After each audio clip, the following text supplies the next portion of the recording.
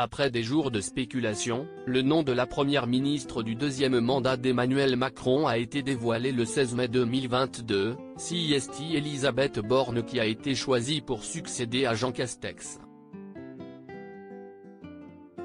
Pour ses débuts comme chef du gouvernement, Elisabeth Borne doit répondre à une double urgence, constituer son équipe gouvernementale et mener la bataille des législatives, tout en répondant aux attentes sur le pouvoir d'achat et le climat. Décrite par ses pairs comme une travailleuse acharnée qui connaît parfaitement ses dossiers, l'ancienne ministre du Travail ne manquera pas.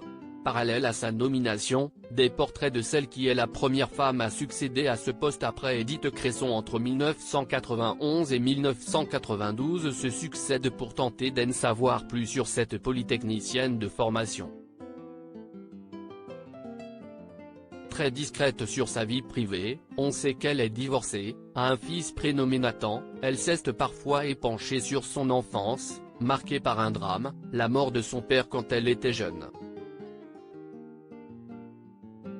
Dans un portrait que Libération lui avait consacré en 2015, à l'heure où le président Hollande l'avait choisi à la tête de la RATP, quelques informations sur son passé avaient alors fait surface. La mère d'Elisabeth Borne était normande.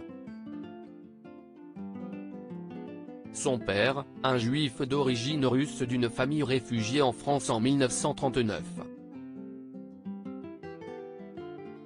Résistant, déporté en 1942, il est mort en 1972.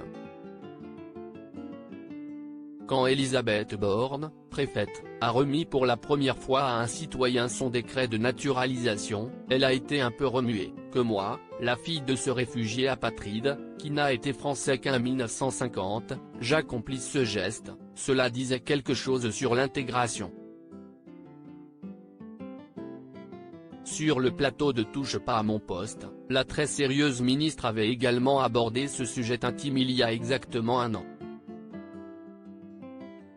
Elle a ainsi parlé du fait d'être devenue pupille de la nation, un statut attribué par l'État aux enfants mineurs dont un des parents a été blessé ou tué lors d'une guerre, d'un attentat terroriste ou en rendant certains services publics, ça n'a pas été toujours simple. Moi j'ai perdu mon père quand j'étais très jeune, donc on s'est retrouvé avec ma mère, qui avait 2 filles et qui n'avait pas vraiment de revenus. Donc moi, j'étais pupille de la nation, j'ai pu faire mes études avec une bourse. Je voulais avoir mon autonomie financière, donc je me suis accroché, j'ai pu rentrer dans une école d'ingénieur où j'étais rémunéré par l'État et ça a été un vraiment soulagement.